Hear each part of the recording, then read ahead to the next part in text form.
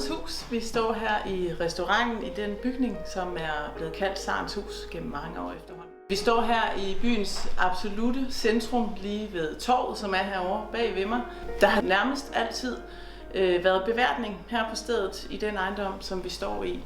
Bygningen den er fra slutningen af 1600-tallet, og siden 1600-tallet og frem til nu har der kun været en ganske kort årrække, hvor der ikke har været beværtning. Det var frem til museet Falsters Minder overtog bygningen i 1923.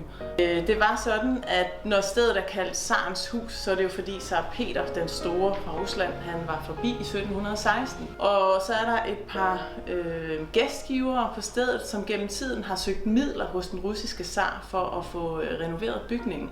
Og det lykkedes 2 gange.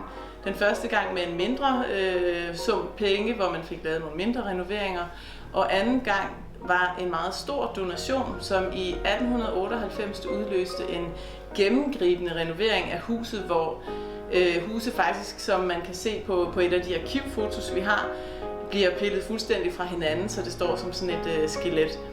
Og det var en renovering, der blev overvåget af en af eksperterne inden fra Nationalmuseet. Herinde i restauranten, der kan man se en masse historiske effekter, som er kommet til gennem tiden. Den nok ældste er den første af i alt 5 tavler omkring kongelige og royale besøg, kunne man nok nærmere kalde dem. Den første tavle blev sat op efter Zar Peter den Stores besøg i 1716. Når han kom forbi Bille Nykøbing i sin tid, så er det fordi, at han havde allieret sig med den danske konge om en landgang i Sverige under svenske krigene.